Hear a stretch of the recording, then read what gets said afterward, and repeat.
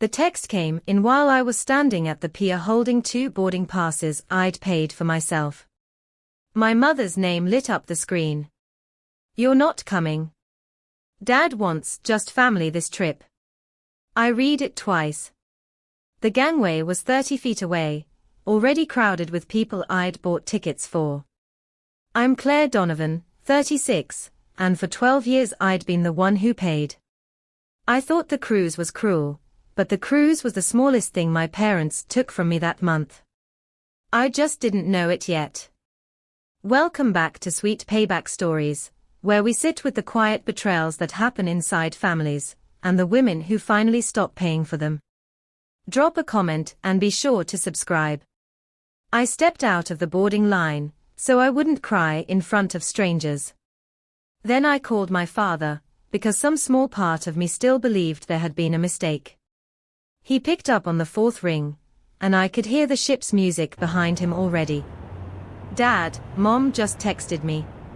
She said I'm not coming." There was a pause, the kind that tells you everything. "Your mother handles all that, sweetheart," he said. "You should talk to her." I asked if he'd known I was cut. He said he had to go find their cabin. He hung up before I could answer. I stood there with the harbor wind pulling at my hair, and did the math I didn't want to do. Everyone already knew. My sister knew. My brother-in-law knew, because he was the one taking my cabin. They had all quietly agreed I wasn't family enough to sit at a dinner I had funded. I looked at the second boarding pass in my hand, the one with my own name printed on it, and understood it had never actually been mine to use.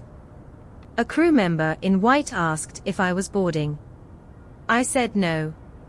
I said I'd changed my mind. She smiled the way you smile at someone you can tell is lying, and took the passes back. Somewhere above me, on a deck I would never see, my family was unpacking in rooms I had reserved. I didn't scream. I didn't call anyone else. I walked back to my car, and sat there long enough to watch the ship pull away from the dock, slow and enormous, carrying everyone who was supposed to love me. Then I drove to the house. The one I'd bought them. I still had a key. You should know what 12 years of paying looks like, because it was never one grand gesture. It was 1,000 small ones. At 23, just starting out, I covered their electric bill so it wouldn't get shut off. At 26, I paid off my father's truck. At 29, I took over their mortgage payments, then their medical co-pays, then the property taxes they kept forgetting.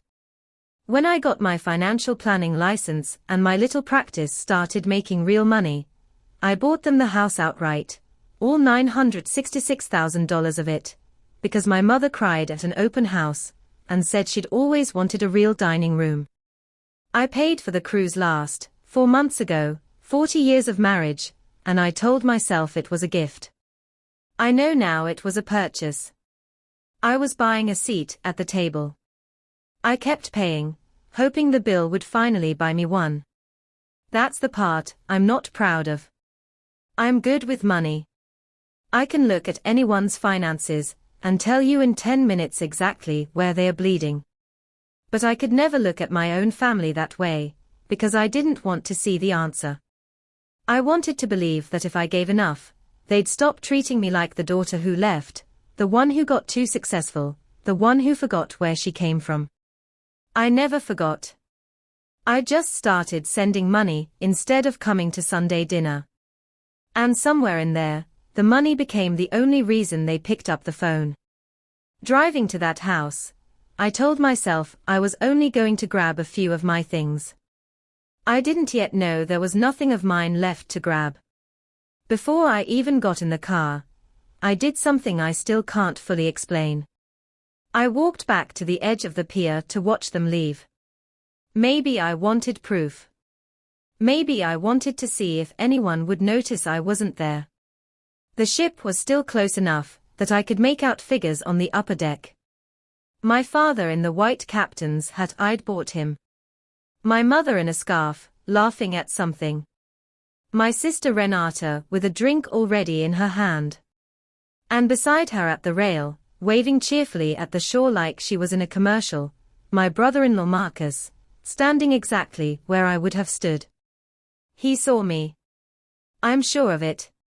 He lifted his hand a little higher, and for 1 second I thought he was waving at me, until I realized he was just waving at the idea of shore, at anyone, at no one. Nobody up there was looking for me. Why would they? I'd already served my purpose. The horn blew low and final, and I felt it in my chest like a door closing. A woman beside me sighed and said, "Don't you just love a send-off?" I said yes. I said it was beautiful. Then I turned around and walked back to my car, with a decision hardening in me I didn't have words for yet. I wasn't going to spend the next 2 weeks crying into my couch, while they toasted each other on my dime. I was going to go to the house and take back the small handful of things that were still mine. It was such a small, reasonable plan. It did not survive the front door. On the drive out, I called Priya. She's my closest friend and conveniently an attorney, which means she's the only person who tells me the truth without softening it first. I told her about the text. I told her about the pier. She was quiet for a moment. Then she said, "Claire, I want you to go home.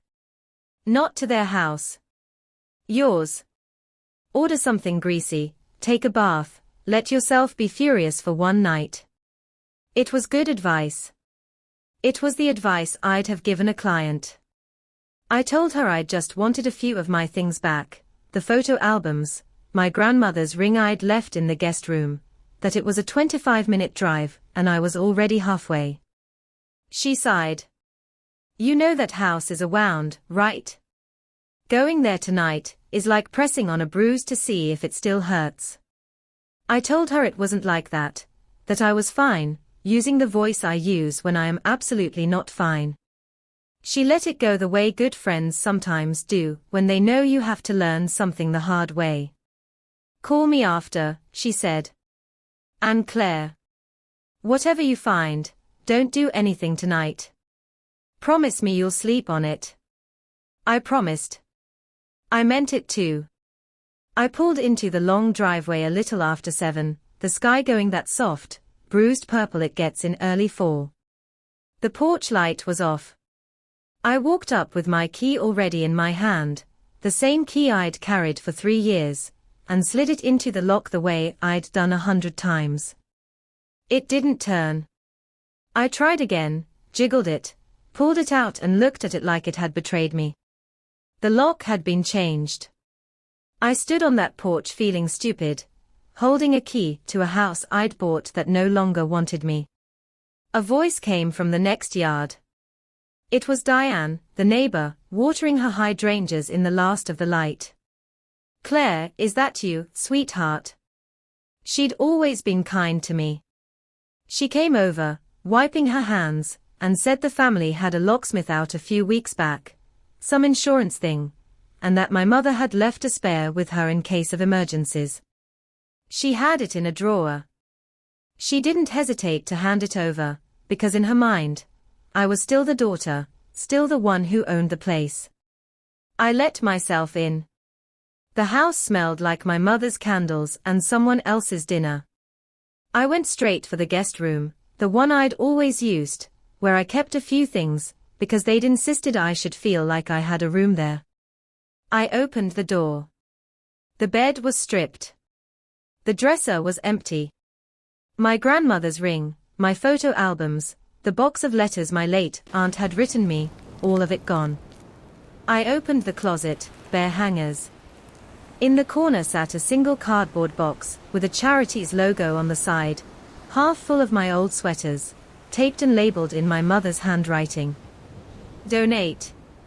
They hadn't packed my things to save them for me.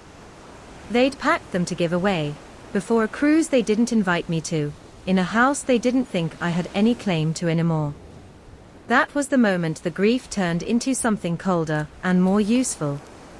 I sat down on the bare mattress in the room that used to be mine, in the house I still owned, and I stopped crying. I started paying attention. I told myself I'd leave. Instead, I walked through the house like it was a case file.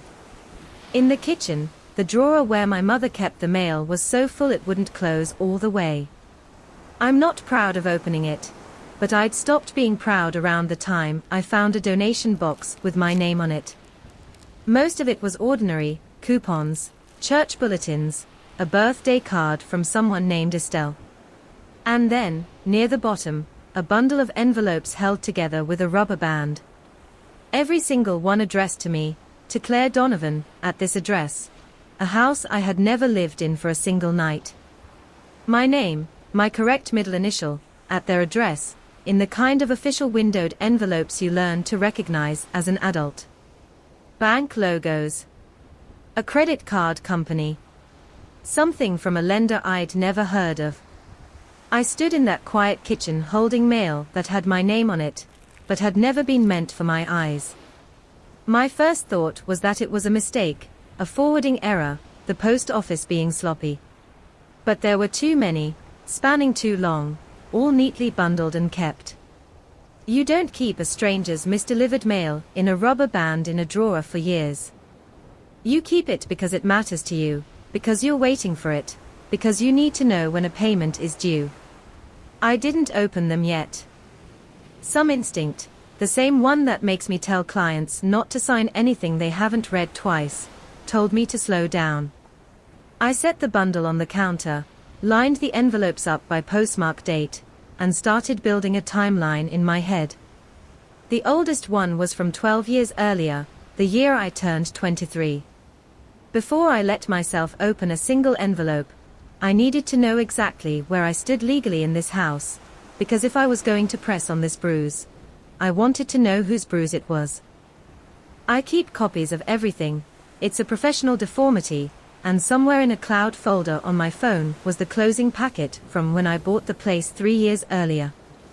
I sat at their kitchen table under a light fixture I'd paid to install, and pulled it up. The warranty deed, the title. My hands were steadier than I expected, and there it was, in the flat legal language that doesn't care about your feelings. The property was held in my name, Claire M. Donovan, sole owner. My parents had lived here for 3 years, but they had never been on the deed. At the time, I'd kept it in my name for practical reasons: tax treatment, insurance, the way you do when you're the one who actually wrote the check for the whole thing. Because that's what I'd done. I'd paid cash, the full $966,000. No loan, no lender, no note against it. So the title was as clean as a title gets. My mother had wanted it that way, actually. Just keep it simple, honey. Put it under you. We trust you. I'd thought she was being humble. Now I understood she'd never imagined a world where I would use that, where the daughter who paid would ever remember she also owned. They had changed the locks on a house that was, in every way the law recognized, mine. They had boxed up my belongings and labeled them for donation in a home I held the title to. They had told me I wasn't family in a dining room I could legally padlock tomorrow morning. The power in this house did not sit where everyone had assumed it Saturday. It sat with the woman on the bare mattress, and none of them knew it yet. I want to be honest about the temptation. For about 10 minutes, sitting at that table, I fantasized about the loud version, calling a locksmith at dawn, changing the locks back, leaving their suitcases on the lawn to find when the ship docked, making it a scene, a story people would tell. But I've spent my whole career watching people torch their own futures for the satisfaction of one good scene. I know what a tantrum costs. So I made a different decision, and it's the decision this whole story turns on. I decided to treat my own family like a client's messy finances. No emotion, no assumptions, just documents, dates, and the truth they add up to. I found a legal pad in the junk drawer, the same drawer with the mail, and started writing down what I knew. The lock, the donation, the bundle of mail with my name and their address, the deed in my name. Then I drew a line and wrote the questions. Why is my name on mail here? What are these accounts? When did this start? I looked at the oldest postmark again. 12 years. The same span I'd been paying. The same span I'd told myself I was being generous. A pattern was forming at the edge of my vision, and I did not want to look at it directly yet, because I was afraid of what it would make the last 12 years mean. Priya's voice was in my head. Don't do anything tonight. So I didn't do anything loud, but I photographed every envelope, front and back, still sealed. I put the bundle back exactly as I'd found it, rubber band and all, and decided that tomorrow I would stop being their daughter and start being an investigator. There was one envelope I couldn't put back unopened. It was the newest, postmarked only 9 days earlier, and it wasn't sealed all the way, the flap had come loose in the drawer. I told myself that made it fair game. I slid the letter out. It was from a lender, a name that sounded like a strip mall storefront, and it was a denial. We regret to inform you that your recent application for a personal loan in the amount of $40,000 has been declined. My name at the top. This address. An application I had never filled out, for money I had never asked for, declined for reasons that had nothing to do with me. I read it 3 times, and each time the floor felt a little less solid. Someone had walked into a lender, or sat down at a computer, and asked to borrow $40,000 in my name, and the only reason I was holding this letter instead of never knowing was that this time, for once, they'd said no. How many times had someone said yes? That was the question that changed the temperature of the whole night. This wasn't a family being cold. This wasn't even a family being greedy about a cruise. Cold and greedy, I could have survived. This was a signature that wasn't mine, on a document I'd never seen, and a name at the top that was. I took a photo of the denial letter, slid it back into its envelope, and returned the bundle to the drawer. Then I sat very still in my mother's kitchen and let myself understand, for the first time, that I might not know who these people actually were. First thing in the morning, I was going to find out exactly how far down this went. I already suspected it went all the way to the bottom. I didn't sleep much. At 8 the next morning, I called Dana. Dana and I came up together at my first firm before she moved over to one of the big credit bureaus, and she's the kind of person who answers on the second ring even when she shouldn't. I kept it simple. I told her I thought I might be looking at identity theft, that there were accounts and mail I couldn't explain, and I needed to see my full credit file, everything, not the friendly consumer summary. She got quiet in a way that told me she'd heard this tone from people before. Okay, she said. First, breathe. Second, you're going to pull your reports from all 3 bureaus, the real ones. Have you ever actually looked, Claire? Not your score.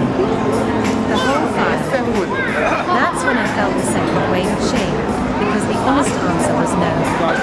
I'm a financial planner.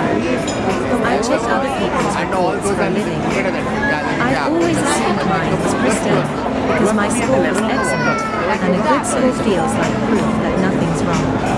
But a good score can hide a lot when someone is careful, when they make the minimum payments on time, when they never let it default. I never bought the full file, I admitted. I know how that sounds. It sounds human, she said. Come in this afternoon. Bring your ID, your social, proof of address. We'll go through it line by line. And Claire, whatever's in there, we'll deal with it. But you have to be ready to see things you can't unsee. I told her I'd been getting ready for that since 7 the night before. I had a few hours before the appointment, so I did the only thing that has ever made me feel steady. I built a spreadsheet.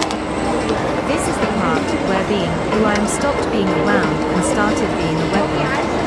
I opened a blank sheet and made columns. Year. Amount I gave them. What they told me it was for. And then a fourth column I left blank, labeled what was really happening. 12 rows, one for each year. I filled in the first 3 columns from memory and my own bank records, which, unlike my credit file, I did keep close. The electric bill, the truck, the mortgage takeover, the medical copays, the house, the cruise. Beside each number, the story they'd told me. We're just a little short this month. The dealership is threatening to repossess. Your father's heart, the deductible. Line after line of my own generosity, laid out in a grid, looking so reasonable, I almost talked myself out of the whole thing. That's how good manipulation works. Each individual ask is defensible. It's only when you put 12 years in a single column that you see the machine. I stared at that empty fourth column and understood that whatever Dana showed me that afternoon would go right there. I saved the file. I named it, and I only realized how bleak the name was after I typed it. I called it what I owed. Dana's office had 2 monitors and a box of tissues she'd clearly moved to the center of the desk before I arrived, which told me she already knew how this went. She pulled all 3 files while I watched. My score loaded first, high and healthy, and for one stupid second I felt relief. Then she scrolled down to the accounts.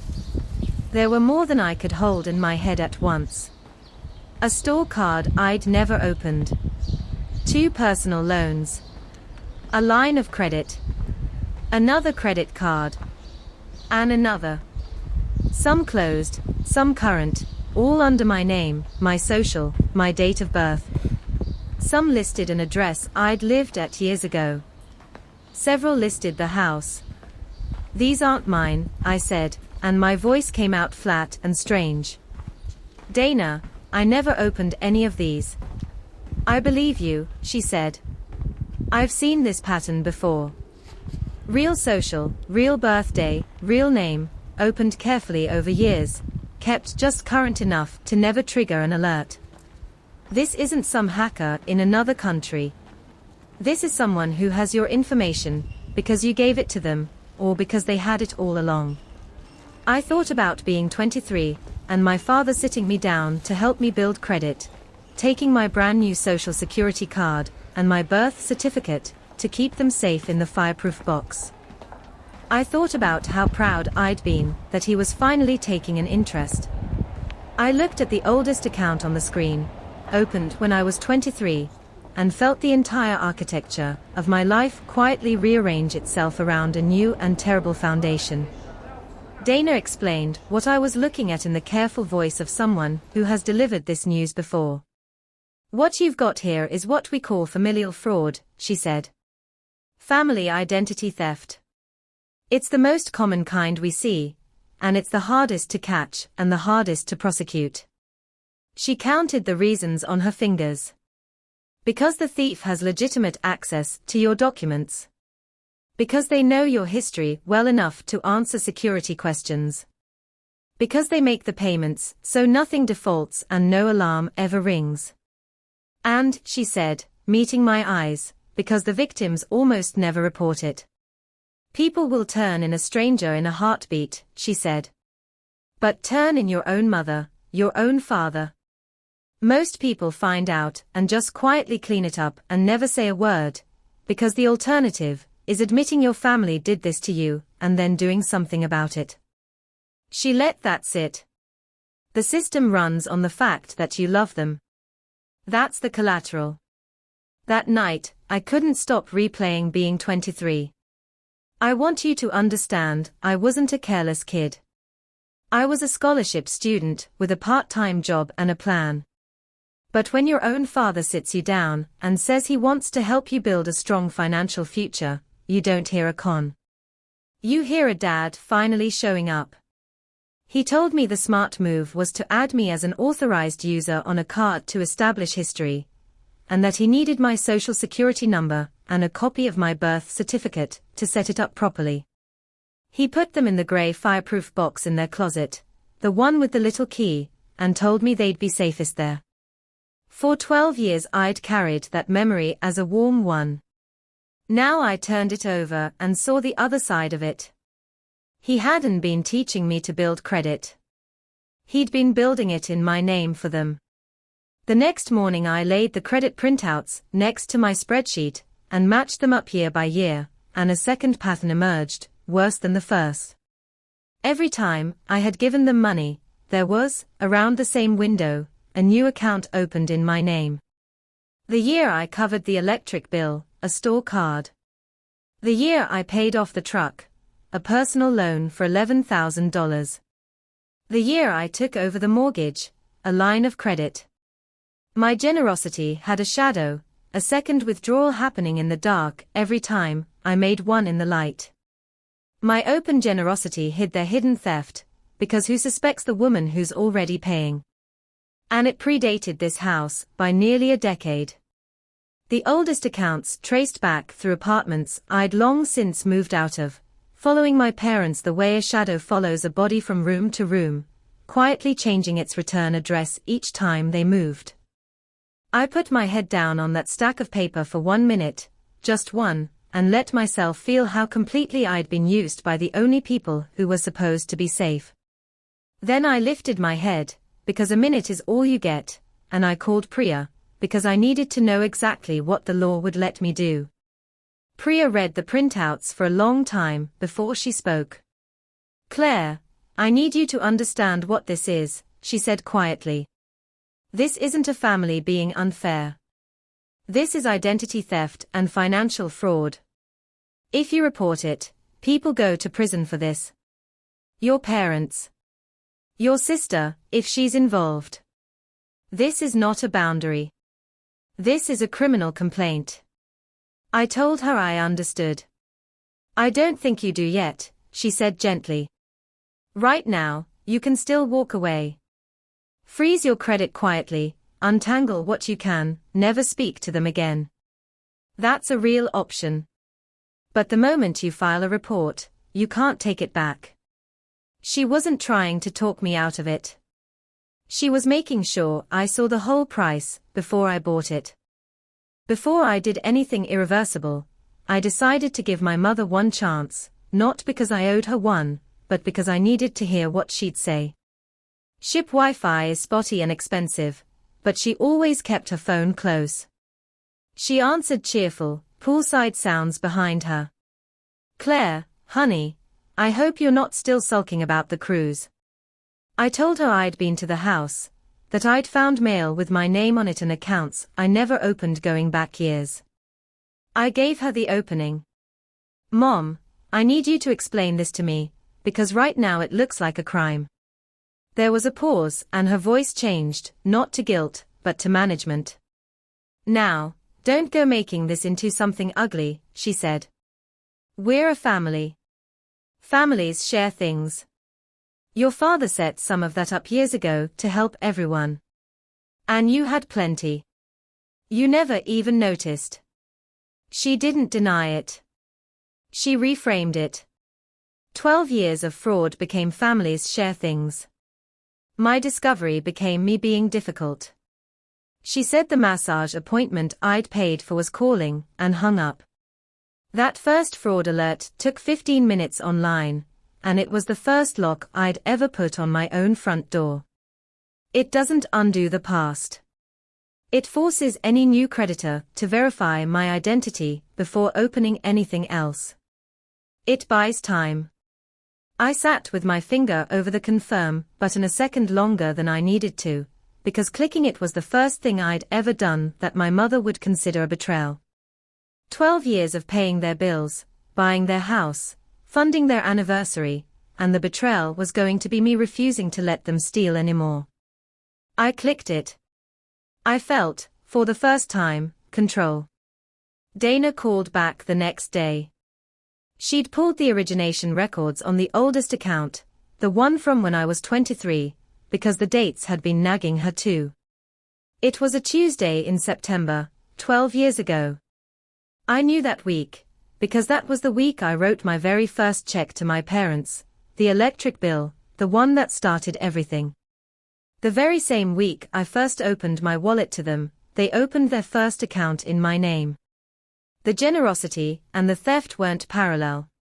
They were born together, in the same 7 days, out of the same girl who wanted to be loved. I added it up.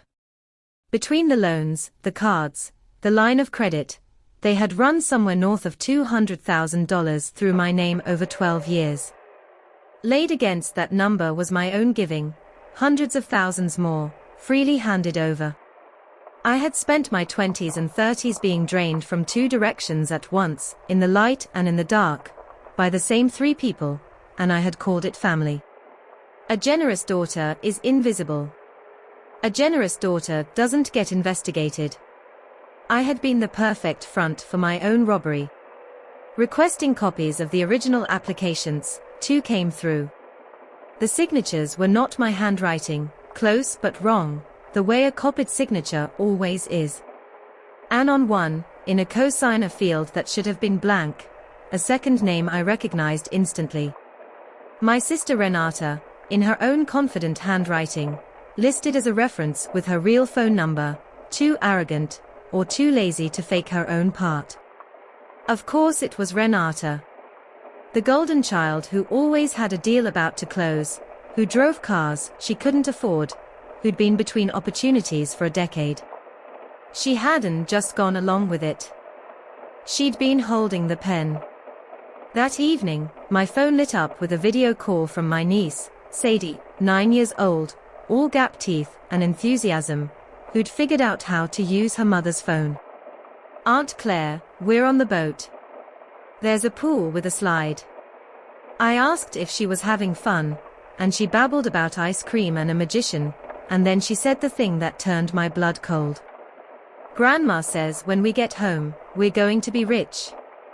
She says there's a big surprise and our whole family's going to have lots of money soon." I kept my face calm. "What kind of surprise?" She shrugged with her whole body. "I don't know. Grandma said don't tell Aunt Claire, 'cause it's a secret." So there was a next move already in motion, something big enough that they had promised a 9-year-old riches, something they specifically wanted hidden from me. Renata's voice came from off-screen, sharp, and the call ended abruptly. I placed a security freeze on my credit with all 3 bureaus that same night, one at a time, 3 separate calls, 3 pins. When it was done, nobody, not a lender, not my own sister with a forged signature, could open a single new account in my name until I personally lifted it. Whatever the big surprise was, it was going to hit a locked door. There was one account the freeze couldn't fix, because it was already open and already dangerous, a personal loan, current and active, a balance still climbing. I called the lender the next morning and hit a wall. They needed a police report, or an FTC identity theft report, before they could treat it as fraud rather than a customer trying to walk away from her own debt. Dana called 2 days later with something that made my quiet middle path plan impossible. A mortgage application was in process on the house, my house, worth almost $1 million with no lien on it, my clean credit, and someone had started an application to take out a large home equity loan against it in my name. They had listed a minor as a future beneficiary on the paperwork, to make it look like a family estate planning move. The minor was Sadie. I had to set the phone down for a second. They were going to borrow hundreds of thousands of dollars against the house I owned, forging my name one more time, dressed up as a gift to Sadie, so that if it ever unraveled, a 9-year-old's name would be tangled in the wreckage. The big surprise. The reason I couldn't be told. If I sold the house quietly and said nothing, that application would still be out there with my forged signature, and my niece's name on it, a live grenade. Silence wasn't mercy anymore. Silence was the thing that left my niece holding the bag. I was not going to spend Sadie to buy my own peace. I called Priya and told her I was filing everything. The federal report, the police report, selling the house legally, on the record, before they got back. She said, Then we do it airtight, so that when they come home there is nothing left for them to spin. I called Renata's husband Marcus, hoping he might be an ally, since his name wasn't on any forged applications, only Renata's.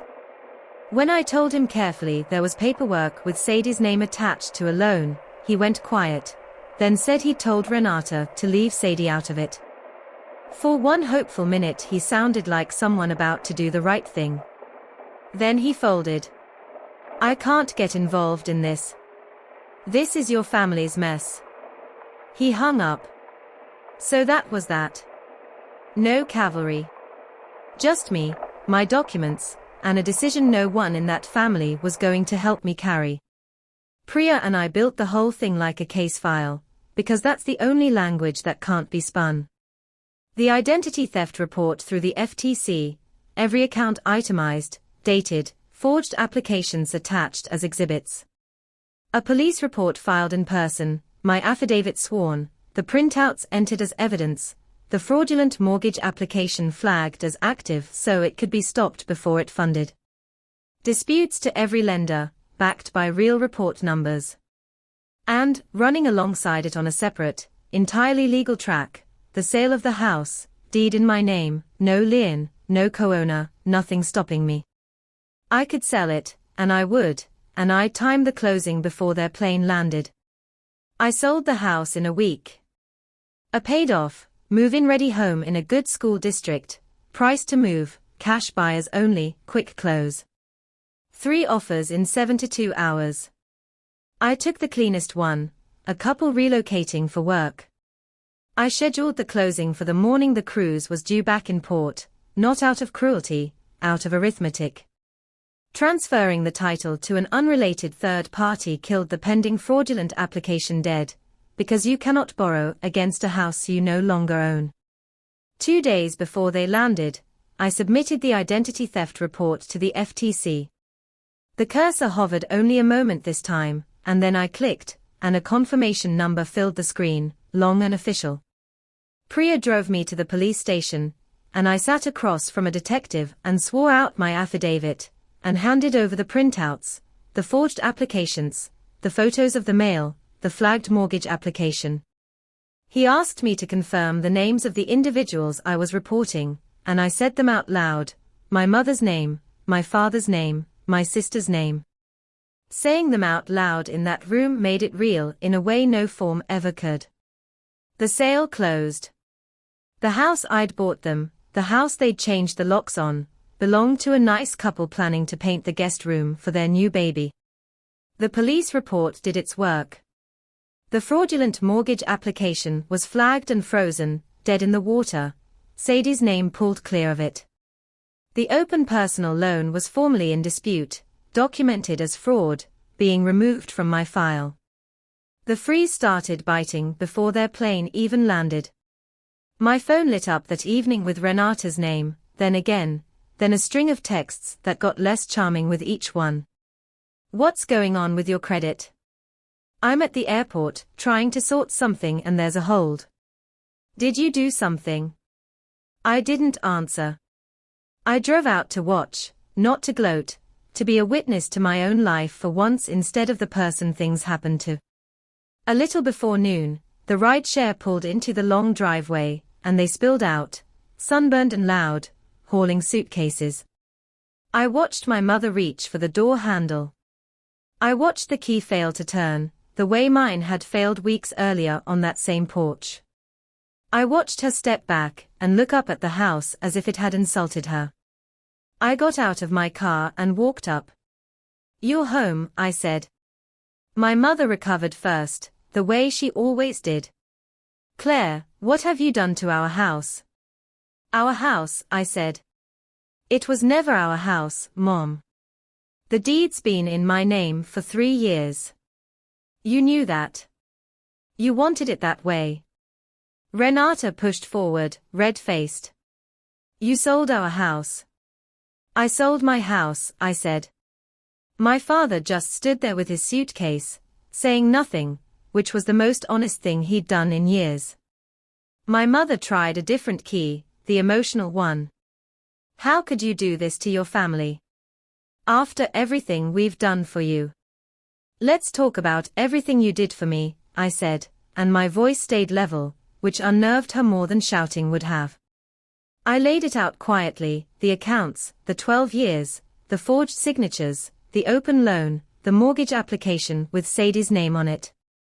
I watched my mother's face as each item landed, and I watched her realize I knew all of it. She dropped her purse and stepped toward me, hands open. Claire, please. We can undo this. Tell them it was a mistake. We're your family. Please don't send your father to prison. Don't send me. You're my daughter. And there it was. The exact thing I'd wanted to hear for 12 years. I could have it, right there, if I just made it all go away. I can't undo it, I said. It's a federal report and a police case now. It's not mine to take back anymore, and I wouldn't if it were. I spent 12 years paying a bill, hoping it would finally buy me a seat at your table. It was never going to. The bill was the point. So I stopped paying it. Goodbye, Mom. I took the old key out of my pocket and set it gently on the doorstep and walked back down to my car. In the months after, the charges were real. Renata was arraigned on identity theft and multiple counts of fraud. My father cooperated. My mother did not, and the case moved slower, but it moved. I paid off the last of the fraudulent balances, so no collector would ever come for a debt I didn't make. My credit came back clean, dispute by dispute. And Sadie, I couldn't be her weekend aunt anymore, and that grief is permanent. But I set up a small trust for her, locked tight, her name on it and no one else's, funds her father and grandmother can never touch, waiting for her when she's grown enough to decide for herself who she wants to be. Where they had used a child's name to steal, I used mine to protect. I live in a smaller place now, a modest condo with good light and a door only I have the key to, the deed in my name, Claire M. Donovan, sole owner, and this time it feels like a fact instead of a loophole. It's quieter than I expected, a life without them. I don't lie awake anymore doing math on other people's emergencies. I was never the one who wasn't enough. I had spent my whole life believing that if I just gave more, one day I'd earn the love that other people seem to get for free. But you can't buy your way towards something you already are. If you take one thing from my story, let it be this. When the people who are supposed to love you start keeping a ledger, when their affection arrives itemized and their loyalty comes with a balance due, that isn't a family bond you're feeling. It's a bill, and you are allowed to stop paying it. Drop a comment and tell me where you're watching from. Subscribe, and I'll see you in the next one.